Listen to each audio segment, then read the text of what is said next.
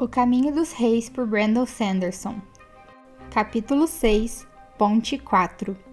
Estou com frio. Mãe, estou com frio. Mãe, por que ainda estou ouvindo a chuva? Será que a chuva vai parar?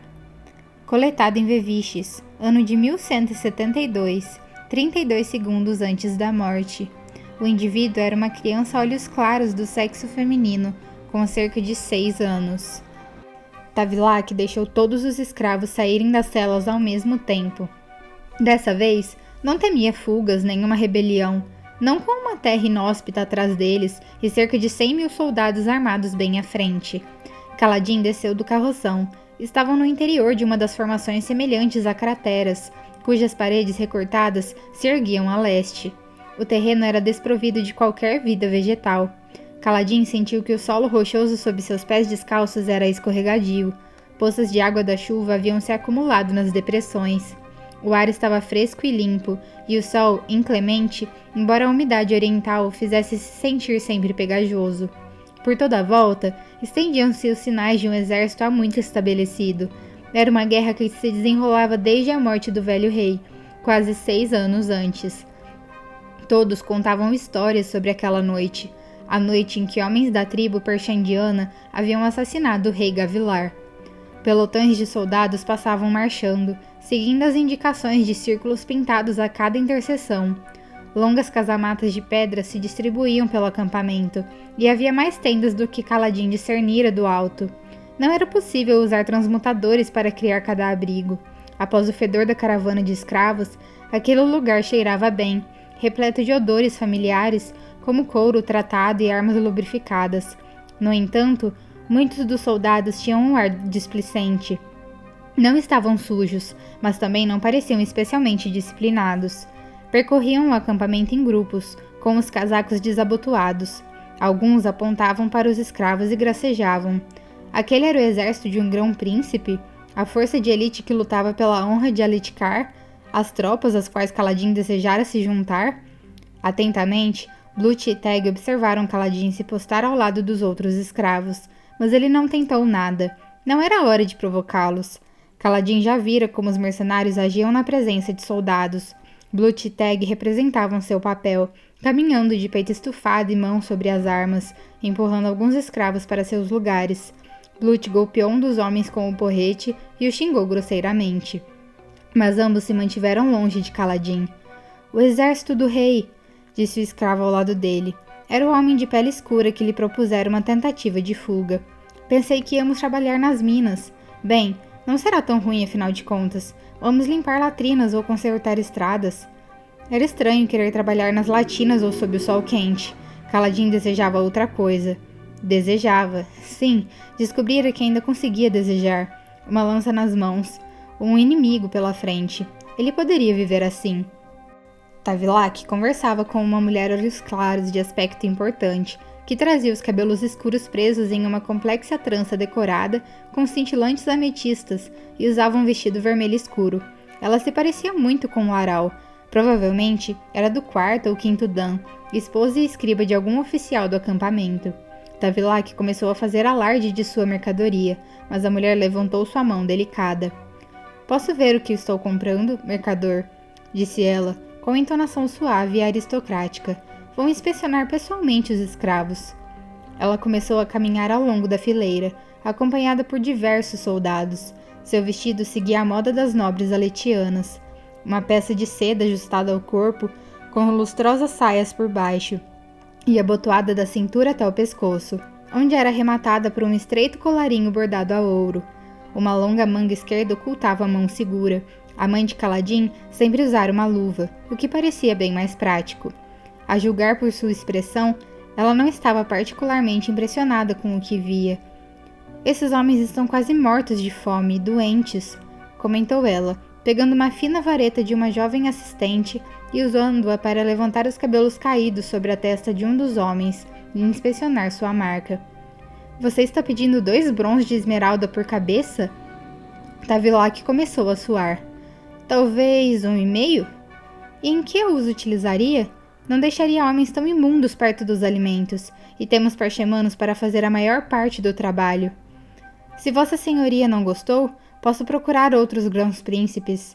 Não, disse ela, golpeando com a vareta o escravo que estivera examinando, quando ele tentou se afastar dela. 1 1/4. Eles podem ajudar a cortar madeira nas florestas do norte. Ela se interrompeu ao notar Kaladin. Ora, esse é de um material muito melhor do que os outros. Achei que a senhora fosse gostar desse aí, disse Tavilac, aproximando-se dela. Ele é bem... Ela levantou a vareta para fazê-lo se calar. Tinha uma pequena ferida em um lábio. Um pouco de erva praga ajudaria. Tire a camisa, escravo, ordenou ela. Kaladin a olhou diretamente nos olhos azuis e sentiu um impulso quase irresistível de cuspir nela. Não, ele podia não se permitir esse luxo. Não quando havia uma chance. Passou os braços pelas aberturas da roupa puída e a deixou tombar sobre a cintura, expondo o peito. Apesar de seus 8 meses como escravo, ele era muito mais musculoso do que os outros. Muitas cicatrizes para alguém tão jovem, disse a nobre pensativamente. Você é militar? Sim. Sua esprena de ventos uniu até a mulher e lhe inspecionou o rosto. Mercenário? Exército de Amaran, respondeu Kaladin, cidadão do segundo Nan. Era um cidadão, disse Tavilac, apressadamente. Ele foi... A mulher calou Tavilac com a vareta novamente, enquanto lhe lançava um olhar fulminante. Depois, usou a vareta para afastar os cabelos de Kaladin e examinar sua testa. Glifo de Shash, disse ela, estalando a língua. Vários soldados ao redor chegaram mais perto, as mãos sobre as espadas. De onde eu venho, escravos que merecem essa marca são simplesmente executados. Eles têm sorte, disse Kaladin. E como você veio parar aqui? Matei alguém, respondeu ele, preparando suas mentiras cuidadosamente. Por favor, pensou, dirigindo-se aos arautos. Por favor. Já fazia muito tempo que ele não rezava por obter alguma coisa. A mulher ergueu uma das sobrancelhas. Sou um assassino, Luminosa, disse Kaladin. Fiquei bêbado e cometi alguns erros, mas sei usar uma lança tão bem quanto qualquer outro homem. Ponha-me no exército do Luminobre. Deixe-me lutar de novo. Confessar um assassinato acidental era uma mentira estranha, mas a mulher jamais o deixaria lutar se achasse que ele era um desertor. Por favor, pensou ele. Voltar a ser um soldado parecia, naquele momento, a coisa mais gloriosa que jamais desejara. Era muito melhor morrer em um campo de batalha do que definhar limpando pinicos. Tavilac se postou ao lado da mulher olhos claros, olhou para Kaladin e suspirou. Ele é um desertor, Luminosa. Não dê ouvidos a ele. Não. Um escaldante acesso de fúria consumiu as esperanças de Kaladin, que estendeu as mãos para Tavilac. Ia estrangular aquele rato e... Alguma coisa estalou em suas costas. Ele grunhiu e caiu de joelhos. A olhos claros recuou, alarmada, e pousou a mão segura sobre o peito. Um soldado segurou Kaladin e o ajudou a se levantar. Bem, disse ela finalmente. É uma pena. Eu sei lutar, rosnou Kaladin, vencendo a dor. Me dê uma lança, me deixe... A mulher o silenciou, erguendo a vareta. Luminosa, disse Tavilac, sem olhar Kaladin nos olhos. Eu não confiaria nele com uma arma. É verdade que ele é um assassino, mas também é conhecido por ser desobediente e liderar rebeliões contra seus senhores. Eu não posso vendê-la à senhora como soldado. Minha consciência não permite. Ele hesitou. Ele pode ter corrompido todos os homens de sua cela com conversa sobre fugir. Minha honra exige que eu diga isso à senhora. Kaladin rilhou os dentes. Sentiu-se tentado a derrubar o soldado atrás dele, pegar a lança e passar seus últimos momentos enfiando-a na volumosa barriga de Tavilac. Por quê? Por que importava a Tavilac o tratamento que ele receberia por parte daquele exército? Eu não devia ter rasgado aquele mapa, pensou. O rancor é retribuído com mais frequência que a bondade. Era uma das frases de seu pai. A mulher assentiu e se afastou. Me mostre quais são, disse ela. Vou ficar com eles mesmo assim, pela sua honestidade. Precisamos de novos carregadores de pontes. Tavilac assentiu ansiosamente. Antes de se afastar, parou e se inclinou para Kaladin. Não posso confiar no seu comportamento. As pessoas desse exército vão me culpar se descobrirem que eu não revelei tudo o que sei. Eu sinto muito. Dito isso, afastou-se às pressas. Kaladin emitiu um som gutural e se livrou dos soldados, mas permaneceu na fileira. Que assim fosse. cortar árvores, construir pontes, lutar no exército. Nada daquilo importava. Ele apenas continuaria a viver. Haviam tirado sua liberdade, sua família, seus amigos e, a coisa mais preciosa de todas, seus sonhos. Não poderiam lhe fazer mais nada. Após a inspeção, a Olhos Claros pegou uma prancheta que estava com sua assistente e fez algumas rápidas anotações em um papel. Tavilac lhe entregou um caderno de registros que detalhava quanto cada escravo havia pagado para reembolsar sua dívida. Kaladin conseguiu vislumbrar a conclusão. Ninguém pagara nada. Talvez Tavilac estivesse mentindo. Não era improvável. Kaladin provavelmente deixaria que todos os seus salários fossem destinados ao pagamento de sua dívida. Queria ver a cara deles quando percebessem que ele estava pagando para ver. O que fariam quando ele estivesse prestes a pagar sua dívida? Provavelmente nunca descobriria. Isso poderia levar de 10 a 50 anos, dependendo de quanto ganhasse um carregador de pontes. A mulher Olhos Claros encaminhou a maioria dos escravos para os trabalhos na floresta. Meia dúzia dos mais magros foram enviados para os refeitórios, apesar do que ela dissera antes. Aqueles 10, disse ela, apontando com a vareta para Kaladin e os outros ocupantes de seu carroção. Levem eles para as equipes das pontes. Digam a Lamaril e a Gás que aquele mais alto deve receber um tratamento especial. Os soldados riram. Um deles começou a empurrar o grupo de Kaladin por uma trilha. Kaladin suportou o tratamento. Aqueles homens não tinham motivos para serem gentis, e ele não lhes daria um motivo para serem mais duros. Se havia gente que os soldados cidadãos detestavam mais que os mercenários, eram os desertores. Enquanto caminhava, Kaladin não pôde deixar de notar o estandarte que tremulava acima do acampamento. O símbolo que exibia era idêntico aos dos uniformes dos soldados, um par de glifos amarelos formando uma torre e um martelo em um campo verde escuro. Era o estandarte do Grão-Príncipe Sadeias, dirigente supremo do distrito natal de Kaladin. Seria o fato de Kaladin ter ido parar ali uma ironia do destino? Os soldados descansavam, mesmo aqueles que pareciam de serviço, e as ruas do acampamento estavam cheias de lixo. Os civis que seguiam as tropas eram numerosos: prostitutas, trabalhadoras, toneleiros, fabricantes de velas, cavalariços. Havia até crianças correndo pelas ruelas do que era uma parte de cidade, em parte um acampamento militar. Havia também os parchemanos. Transportavam água, trabalhavam nas trincheiras e carregavam sacos. Isso surpreendeu Kaladin. Os aletianos não estavam lutando contra os parcheimanos? Não receavam que aqueles ali se rebelassem? Aparentemente não. Os parcheimanos ali trabalhavam com a mesma docilidade dos de Lepatra. Talvez isso fizesse sentido. Exércitos aletianos lutavam contra exércitos aletianos em sua terra. Portanto, por que não poderia haver parcheimanos em ambos os lados daquele conflito? Os soldados levaram Kaladin até o setor nordeste do acampamento, uma caminhada que durou algum tempo. Embora os barracões de pedra transmutados parecessem exatamente iguais, a periferia do acampamento era notavelmente irregular, lembrando montanhas escarpadas. Hábitos arraigados o fizeram memorizar o caminho. Pararam em um ponto onde uma elevada muralha circular fora desgastada por um sem número de grã-tormentas, proporcionando uma visão desobstruída do cenário a leste. Aquele trecho descampado constituiria uma boa área de concentração para um exército que pretendesse descer marchando até as planícies quebradas propriamente ditas. A orla norte do campo abrigava um acampamento secundário com dúzias de barracões, e no centro, uma serraria cheia de carpinteiros serrando algumas das árvores que Kaladin vira nas planícies circundantes, transformando-as em tábuas após removerem as cascas fibrosas. Outro grupo de carpinteiros empilhava as tábuas em grandes plataformas. "Vamos ser carpinteiros?" perguntou Kaladin. Um dos soldados riu ruidosamente. "Vocês vão para as equipes das pontes." Ele apontou para alguns homens de aspecto lastimável, sentados sobre pedras à sombra de um barracão. Estavam comendo alguma coisa que pegavam com os dedos de tigelas de madeira, e que era deprimentemente semelhante à lavagem que Tavilac fornecia. Um dos soldados voltou a empurrar Kaladin, que desceu tropeçando pela ladeira e atravessou o terreno. Os outros 9 escravos o seguiram, conduzidos pelos soldados. Nenhum dos homens sentados nas proximidades dos barracões olhou para eles. Usavam coletes de couro e calças simples, às vezes com camisas sujas, às vezes com o torso nu.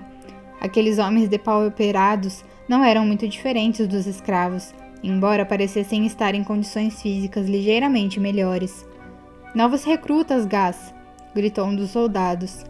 Um homem estava recostado à sombra, a certa distância dos que se alimentavam. Quando se virou, exibiu um rosto cheio de cicatrizes, tantas que sua barba crescia em tufos. Ele não tinha um dos olhos, o outro era castanho, e não se dera ao trabalho de usar um tapa-olho. Os nós brancos em seus ombros identificavam-no como sargento. Ele tinha a ágil robustez que Kaladin aprendera a associar a alguém que sabia se movimentar em um campo de batalha. Esses fracotes, disse Gas, mascando alguma coisa enquanto se aproximava, não servem nem para parar uma flecha. O soldado ao lado de Kaladin deu de ombros e lhe deu mais um empurrão. A luminosa Rachal mandou dar um tratamento especial para esse aqui. Os outros ficam a seu critério. Ele fez um sinal para seus companheiros e os soldados começaram a se afastar. Gas olhou os escravos de alto a baixo, deixou Kaladin para o final. Eu tenho treinamento militar, disse Kaladin, no exército do grão-senhor Amaran. Isso não me importa, replicou Gas, cuspindo no chão alguma coisa escura. Kaladin hesitou. Quando Amaran... Você fica mencionando esse nome, interrompeu Gas. Serviu sob as ordens de algum senhor desimportante, não é? Está querendo me impressionar? Kaladin suspirou. Já conhecia esse tipo de homem. Um terceiro sargento sem esperanças de promoção.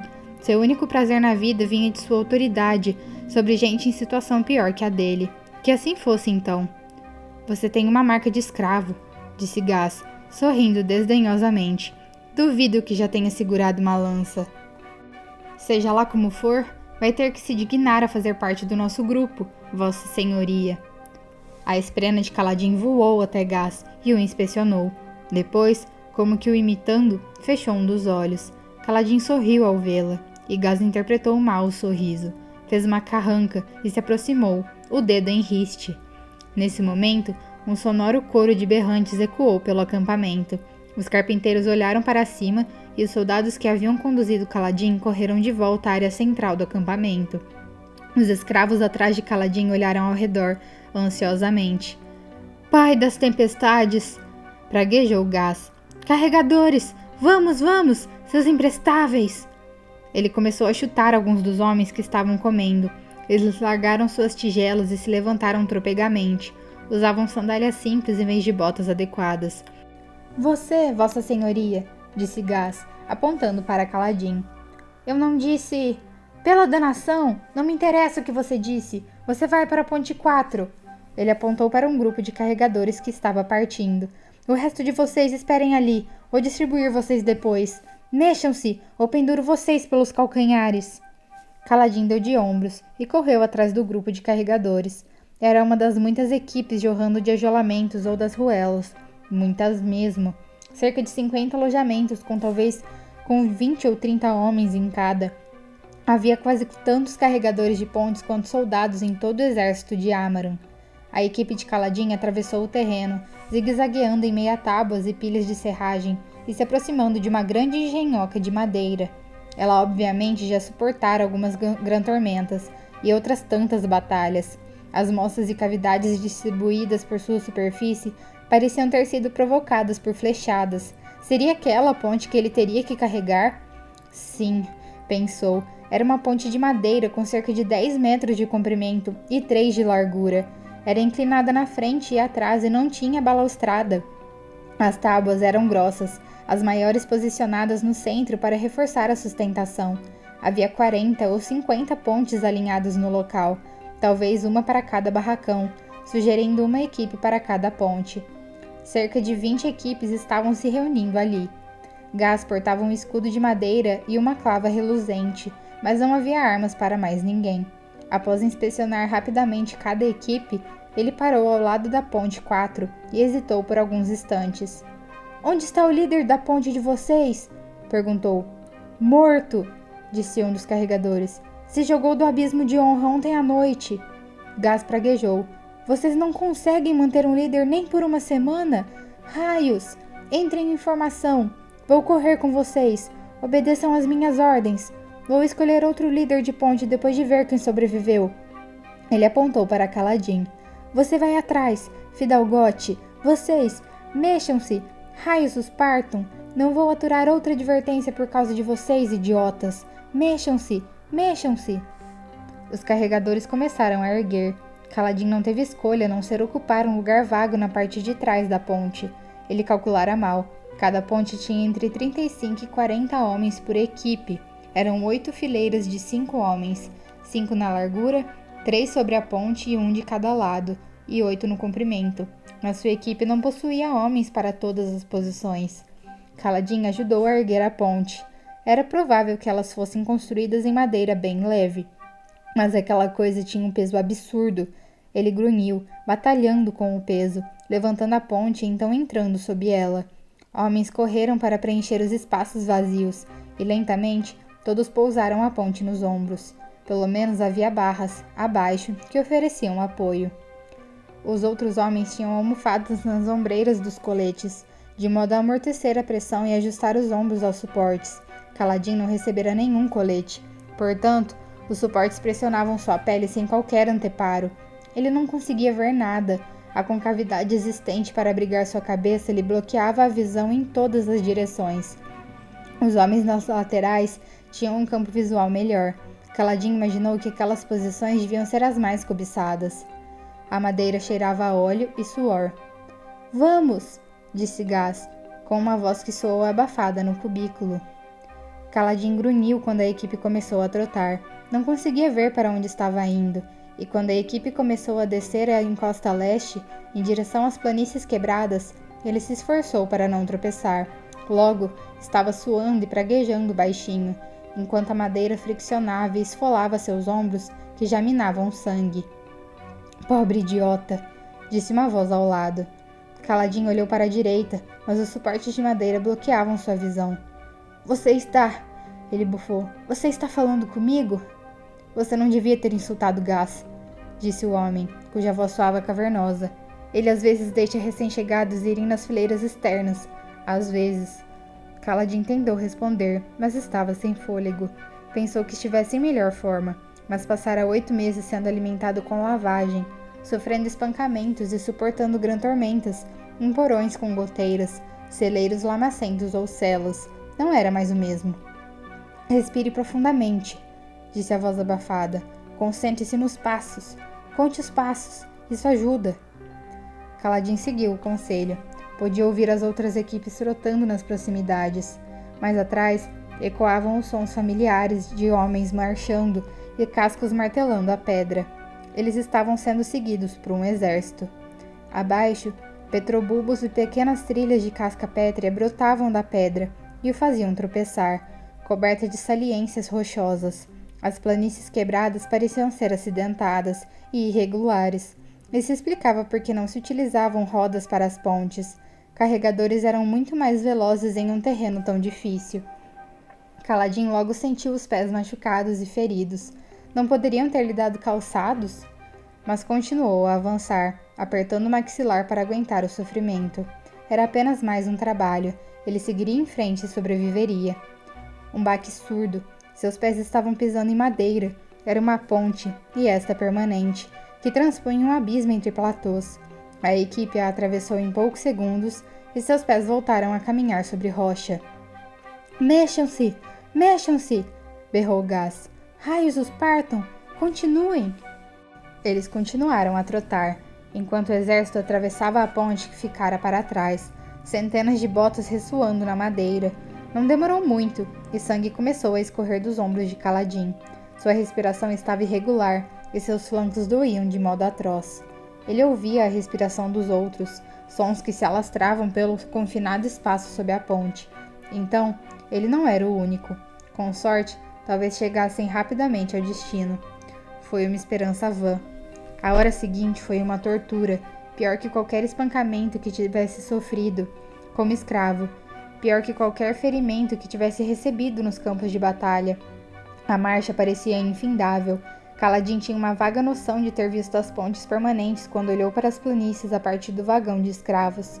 Elas conectavam os platôs nos locais onde os abismos eram mais fáceis de transpor, não onde tornariam os deslocamentos mais eficientes, o que muitas vezes, por exemplo, envolvia desvios para o norte ou para o sul, antes que se pudesse seguir para leste.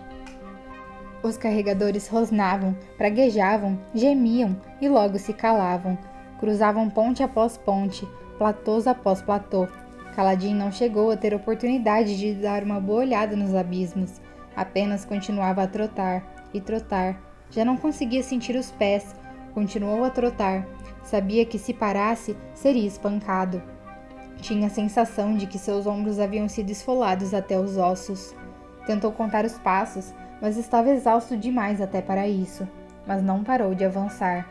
Finalmente, misericordiosamente, Gaz os mandou parar. Kaladin ficou tonto e parou cambaleante, quase desabando no chão. Levantem! Berrou Gaz. Os homens levantaram a ponte. Os braços de Kaladin estremeceram com o esforço, depois de tanto tempo segurando a ponte em uma só posição. Larguem! Dando alguns passos para o lado, os homens sob a ponte seguraram as empunhaduras laterais. Foi um movimento desajeitado e difícil, mas aparentemente aqueles homens tinham prática, e em seguida pousaram a ponte no chão. Empurrem!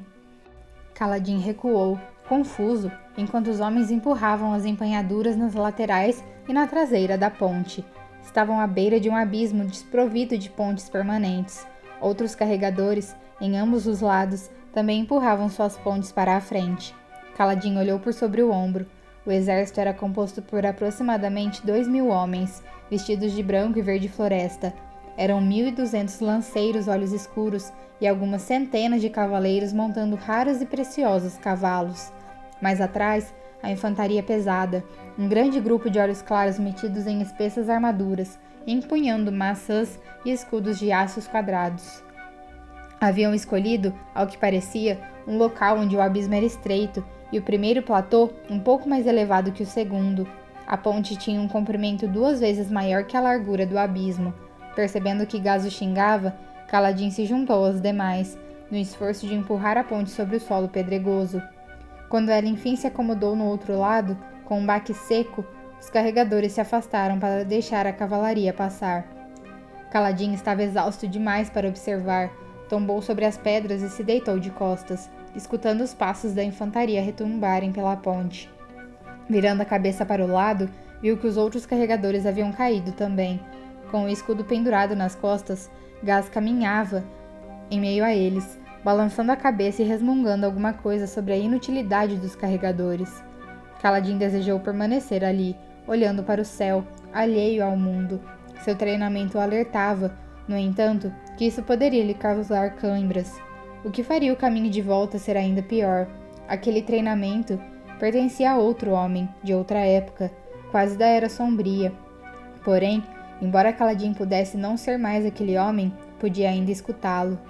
Portanto, com um gemido, obrigou-se a sentar e massagear os músculos. Os soldados atravessavam a ponte em fileiras de 4, com as lanças erguidas e os escudos à frente. Gaz os observava com óbvia inveja, enquanto a esprena de Kaladin dançava ao redor de sua cabeça. Apesar da fadiga, Kaladin sentiu um pouco de ciúme.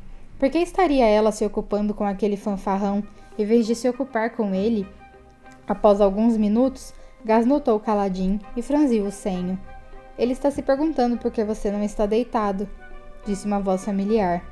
O homem que estava correndo ao lado de Kaladin jazia no solo a pouca distância, contemplando o céu. Era um homem mais velho, de cabelos grisalhos, cujo rosto comprido e curtido complementava sua voz amável. Ele parecia tão exausto quanto Kaladin. Kaladin continuou massageando as pernas, ignorando Gaz deliberadamente. Depois, rasgou algumas tiras dos andrajos que o cobriam e os enrolou nos pés e nos ombros. Felizmente, como escravo, estava acostumado a andar descalço. Assim, os estragos não haviam sido grandes. Quando terminou, os últimos soldados estavam passando pela ponte, seguidos por diversos olhos claros, a cavalo, metidos em armaduras reluzentes. Um homem que cavalgava no meio do grupo envergava uma majestosa armadura fractal. Era diferente da que Kaladin tinha visto. Diziam que cada armadura era uma obra de arte única, mas transmitia a mesma sensação. Ornamentada, composta por peças entrelaçadas, era encimada por um esplêndido elmo com a viseira aberta. De algum modo, a armadura parecia estranha, como se tivesse sido confeccionada em outros tempos, em uma época em que os deuses andavam por Roshar. Aquele é o rei? Perguntou Kaladin. O carregador mais velho riu com ar cansado. Quem dera. Kaladin olhou para ele, franzindo a testa. Se fosse o rei, significaria que estamos no exército do Lumino Bridalinar. O nome era vagamente familiar a Kaladin. Ele é um grão-príncipe, certo? Tio do rei? Isso, o melhor dos homens, o fractário mais honrado do exército real. Dizem que ele nunca descumpriu sua palavra.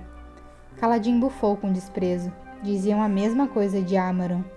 Seria muito melhor estar no exército do grão-príncipe Dalinar, garoto, disse o homem mais velho. Ele não usa carregadores de pontes, não como esses, pelo menos. Muito bem, seus cranguejos, gritou Gaz.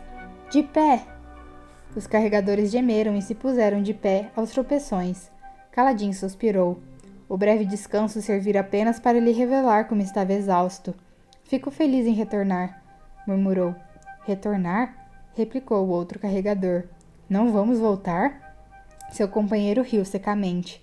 Garoto, nós ainda estamos longe de chegar, e se dê por feliz, a chegada é a pior parte. Assim começou a segunda fase do pesadelo. Eles atravessaram a ponte, puxaram-na para o outro lado, a puseram novamente sobre os ombros machucados e recomeçaram a trotar. Na beirada do outro abismo, baixaram de novo a ponte. O exército a atravessou e eles reiniciaram o trabalho. Isso se repetiu por mais uma dúzia de vezes. Eles repousavam entre cada trajeto, mas Kaladin estava tão machucado e esgotado que as breves pausas não eram suficientes. Mal tinha tempo de recuperar o fôlego antes de voltar a carregar a ponte. Esperava-se que fossem rápidos. Os carregadores podiam descansar enquanto o exército atravessava a ponte, mas tinham que recuperar o tempo trotando pelos platôs, ultrapassando as fileiras de soldados, de modo a chegar ao abismo seguinte antes do exército. A certa altura, seu companheiro de rosto curtido avisou de que, se eles não posicionassem a ponte a tempo, seriam chicoteados quando regressassem ao acampamento. Gaz dava ordens, xingava os carregadores, chutava-os quando se moviam muito devagar, mas nunca trabalhava de fato. Não demorou muito para que Kaladin começasse a alimentar um ódio fervente por aquele homem descarnado, de rosto coberto por cicatrizes. O que era estranho. Ele nunca sentira ódio de seus outros sargentos. Xingar os homens para mantê-los motivados fazia parte do trabalho deles. Não era isso que enraivecia Kaladin. Gaz o incluíra naquela viagem sem lhe dar um colete nem sandálias. Apesar das ataduras, Kaladin ficaria com cicatrizes daquele dia, e de tão machucado e dolorido, não conseguiria nem andar no dia seguinte. O que Gaz fizera era a marca de um valentão mesquinho, arriscar a missão ao perder um carregador por conta de uma implicância precipitada. Homem tormentoso, pensou Kaladin, usando seu ódio por Gaz para sustentá-lo durante a provação. Diversas vezes, após empurrar a ponte para o lugar, Kaladin desabou no chão, certo de que jamais voltaria a se levantar, mas quando Gaz gritava para que os carregadores se pusessem a postos, Kaladin de alguma forma conseguia se erguer. Era isso ou deixar que Gaz vencesse? Por que estariam passando por tudo aquilo? Qual era o objetivo? Por que tanta correria? Eles tinham que proteger a ponte, aquele peso, aquela carga preciosa. Tinham que sustentar o céu e trotar. Tinham que... Ele estava começando a delirar. Pés, correr. 1, 2, 1, 2, 1, 2. Alto! Ele parou. Levantem!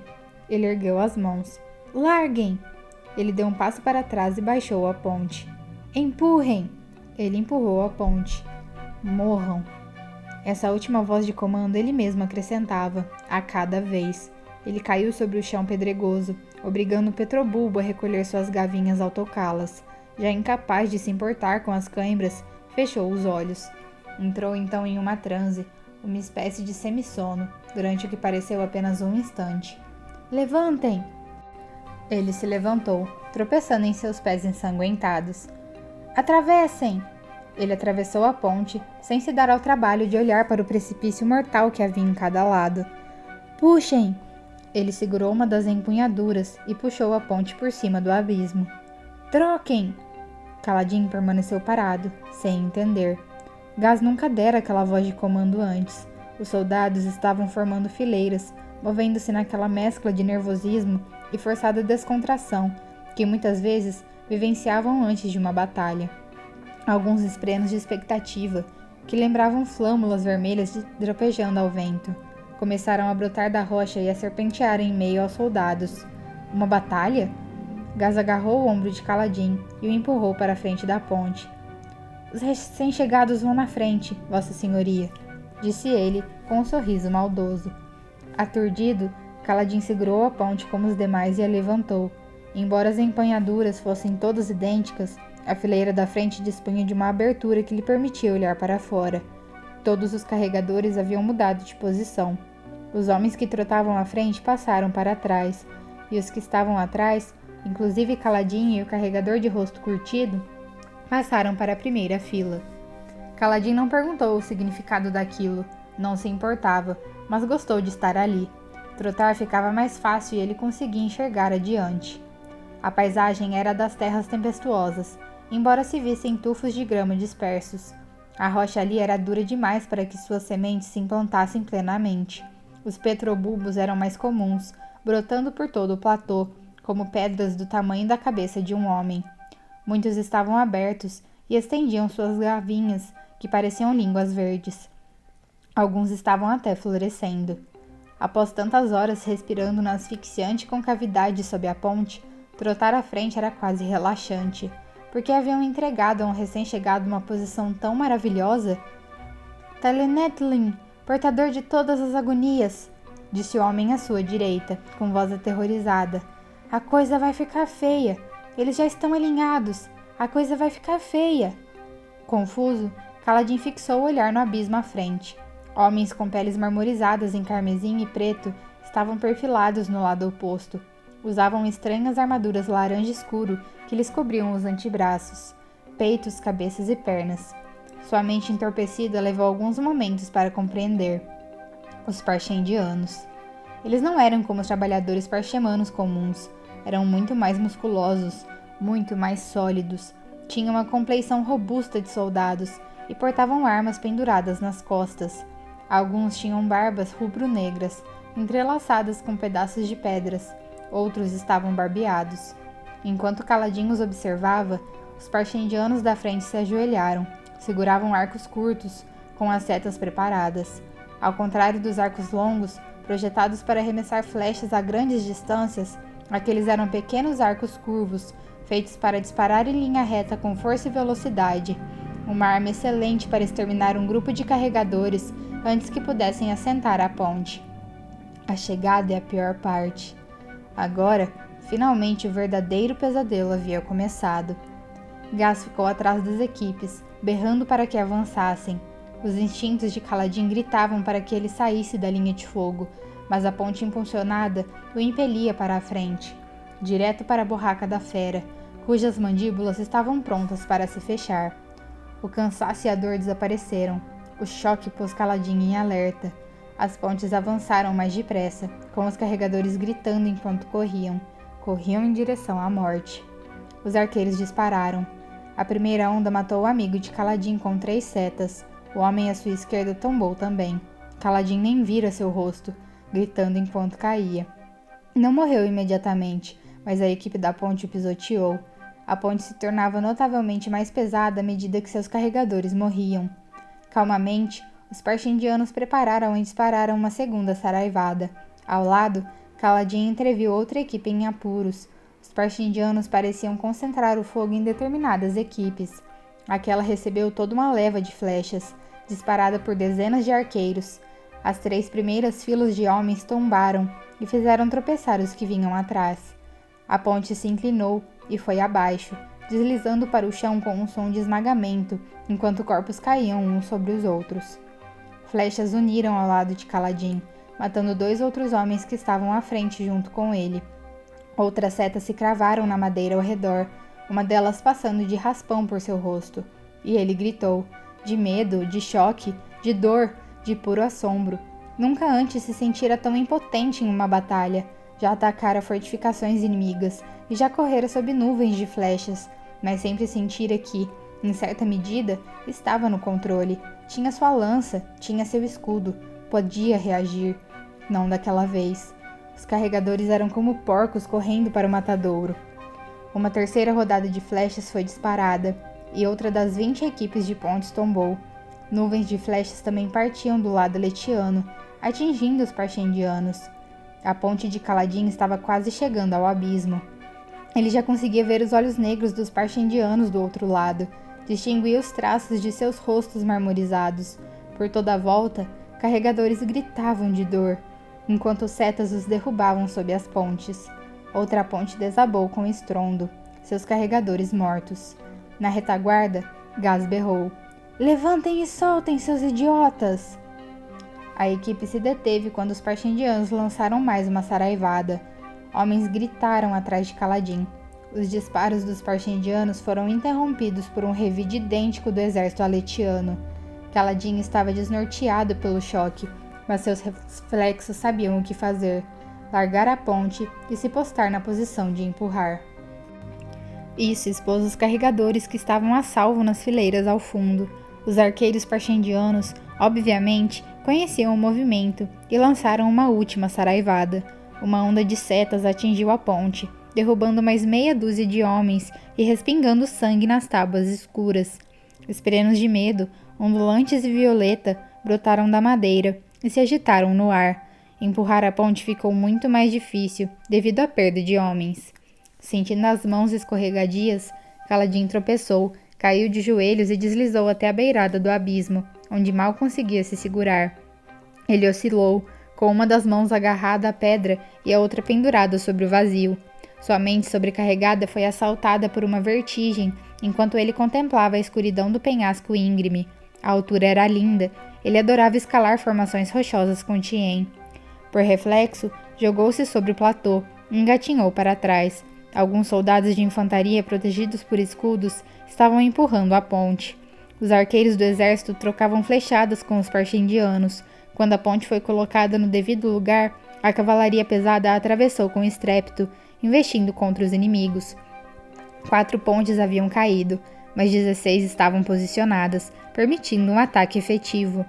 Kaladin tentou se mover, tentou se arrastar até a ponte, mas apenas tombou onde estava, seu corpo se recusando a obedecer. Ele não conseguia nem rolar de bruços. Eu devia ir, pensou esgotado, ver se o homem mais velho ainda está vivo, cuidar de seus ferimentos, salvar. Mas não conseguiu. Não conseguia se mexer, não conseguia pensar. Envergonhado, permitiu que seus olhos se fechassem e mergulhou na inconsciência. Kaladin! Ele não queria abrir os olhos. Acordar significaria retornar àquele horrendo mundo de dor. Um mundo onde homens indefesos e exaustos eram obrigados a investir contra arqueiros. Aquele mundo era o pesadelo. Kaladin! A voz feminina era suave como um sussurro, mas insistente. Eles vão abandonar você. Levante-se, você vai morrer. Eu não posso voltar. Me deixe partir. Alguma coisa bateu em seu rosto, um leve tapa de energia que ardeu. Kaladin se encolheu. Aquilo não era nada em comparação com suas outras dores, mas era, de algum modo, muito mais exigente. Ele ergueu uma das mãos para afastar qualquer coisa. O movimento foi o bastante para dissipar seus últimos vestígios de estupor. Ele tentou abrir os olhos.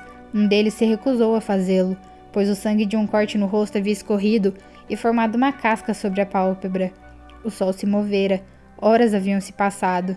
Gemendo, ele se sentou e removeu o sangue seco que lhe cobrira o olho. O solo ao redor estava cheio de cadáveres. O ar cheirava a sangue e coisas piores. 2 arrasados carregadores sacudiam os homens caídos para verificar se estavam mortos. Caso estivessem, afugentavam os caranguejos que os devoravam e lhes arrancavam os coletes e as sandálias. Jamais se dariam ao trabalho de examinar Kaladin, que não tinha nada que valesse a pena ser levado. Simplesmente o abandonariam no platô, junto aos cadáveres.